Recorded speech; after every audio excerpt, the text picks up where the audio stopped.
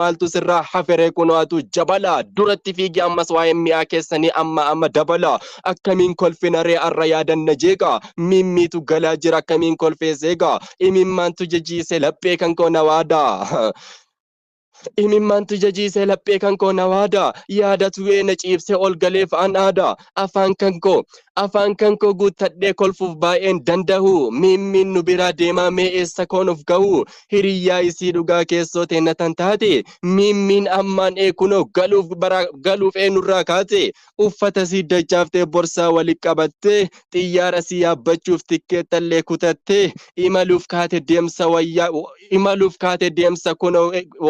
wayyaa garaa kootiru yaa mimmi amanteen natan sinuuf caaltu hin jiru halaalaa yoo silaallu yaadatu iyyuu nu miidha ijji imimmaa yaasti keessi kenna nu jiidha akkamiin dandeettaree gara biyyaa imaluuf nu ho'asin nu gatta ima dandeettee garuu ija duraa nu badda si yaadanna daqiiqaan akka waan waliin garree inuma jedhaa jirramee maalumaaf wal barre akka gaaf waliin turan jiruun nama mi'aahu gaafa addaan ba'iinsaa baay'ee namaan si'aahu yaanni sammuu nu jeeqee waan dalagnu wallaalla duraan si as keessatti baruuf duratti ilaalla rabbumaaf wal jaalannee waliif taane eefira arraddaan bahuuf kaanaan kunoo yaanni nu dira hojii ambaa dalaguu wallaallee sima yaanna badaa way kaatee jecha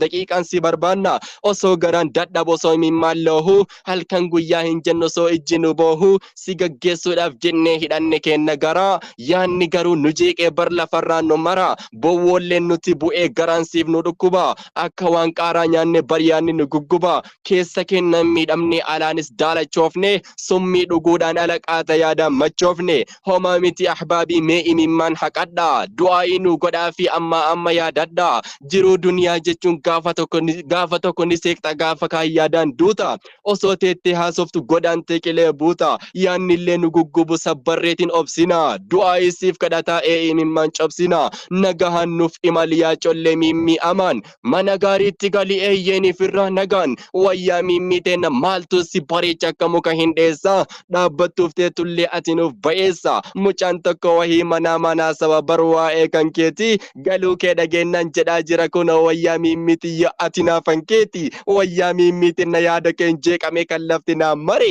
ati galaa jiraachuu kan kee dhageennan kunoo jiraachuu kan koo bare seelonni qaama kootii kan hin duraan dadhabe dhufuu kee dhageennan na socho'uu jalqabe anarraa halaala yoo teessis fagaatte waan hundumaa caalaa baganuu jiraatte kan na iyyaafatu yoon dhabeellee fira rabbiin haa galatonis kunoo jira garuu immoo hafuura kee dhabe wayyaa mimmiteen na hedduu si yaadeera yaanni kee na gube onnee koo waadeera iccitiin garaa koo inni kalee dhokse dhiiga koo na xuuxee dhaabbiitti na gogse hafuurri jaalala kee onnee koo na lixe yaa mimmiteen na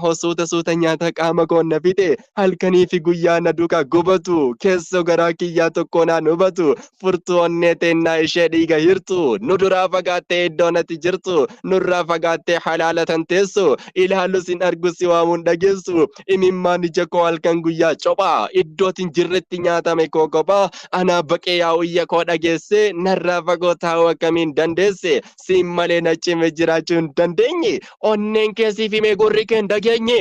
jedha riba keessaa mucaan si jaallata situyyuu qimama kanaaf halkan guyyaa mucaan siif dhibama fuulli kee bareeda qalaman dibanne hammeenya kee irraa namni sin himanne gariin shamaraa baruuf bareechisuudhaaf qalammee qaduydi halkan gadin ceestu guyyaa dhaabbii moydi fuula isii ilaaltu fakkaatti daa'ima umriin isin immoo yoo na barshantama sagaleen isiidhaaf fakkaatti ijoollee mana qaba jettan finfinnee boolee amala yoo laaltufis si harkisa afaan mimmi'ooyti gaafa bira geettu duubas si hambisa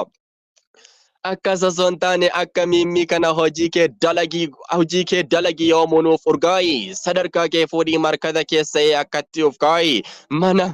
mana mabichaa miti galuu kee dhageennan amma hedduun namaa siin jedha mimmilee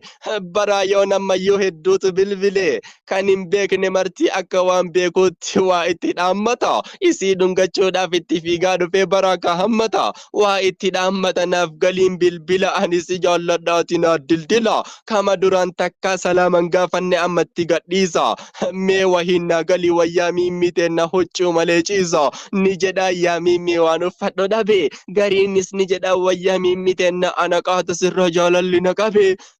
hin kijiba malee jaalala maaliiti waan biraa qajeela akka isiin isaa galtuuniif iPhone akka isiin nyaachiftu barbaada barfooni jedhaan bar mimmichoo galuu kee dhageennan qabsiiseetiin dungoo fiigee gabaa dhaqee biteetiin maangoo simaaf jecha kunoo ammas bite juusii tish mee inuun dubbatin bite barmuuzii mana keenya keessa kasala qabsiisee bunaaf shaayillee barqaata danfisee daabboollee daffa'ee tolcheera buddeena sima eegaa jira dafaatti ol seena tolcheera ammas kunoo kaabuskuta dafiitii nuu kottu boqomatee sana qabeensirraa kutaa kanaafuu yaa mimmi gaafa galtu amma kan simannaa keetiif wal gahu keetila ana garuun didimmee kasii bilbila narraa kaasii ishii bilbila kootillee jalqabni isaadha duwwaa sagali garuu wayita galtee osoo manan gahirre bareeda si dafiitii nuu qali anuyyuu si arguuf baay'ee dharra'eera qaatuma yaada kee fanuura rarra'eera bitadheetiin jira anillee saayikilii qabadhee si dhufa anillee gilgilii meeshaa sirraa fuudhee waliin galla mana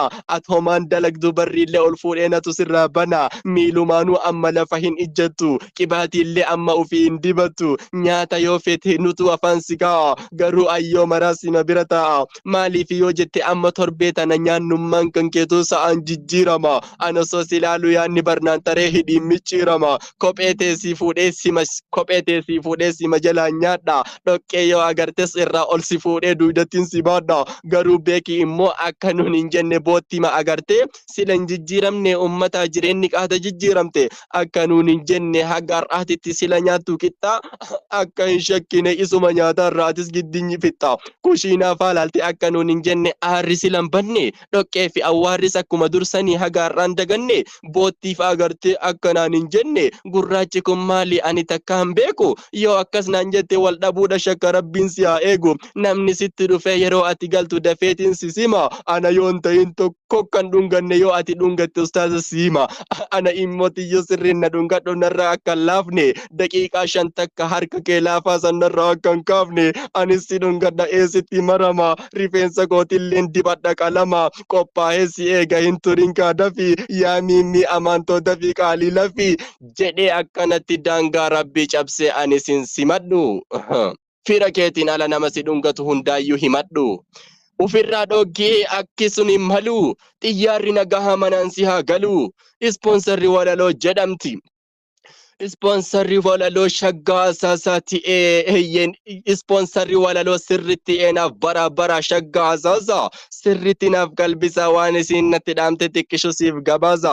naan jette eeyyen shaggaa mimmiin akkan jajjaba barnootatti illee cimti jaalala isiif qabdu waan hedduu natti himti markada si ijaaruuf feeyde eeyyen yoo mara naan jette eeyyen shaggaan galuun isiidhaa kuni baay'ee na miidhe gara naan jette eeyyen shaggaan mimmi yaa lubbuu tantoo osoo garan dadhabunaaf gali gara biyya garuu jaalala keetiif halkanii guyyaa iyya onneerraa si jaalladha lubbutoo warqiitiyya baay'eedhaan siif miidhame rabbuuna argaaniyya naan jette eeyyen shaggaan mimmi uf biraa dhabuu guyyaan na golgolaaha silaa dandahe yoomuu fuudheen uf biraan kaa jetti eeyyen bar shaggaa warqiitiyya yaa mimmi nagaannaaf galitiru yaanni kan kee na dhiigee qaama koo gargar hiru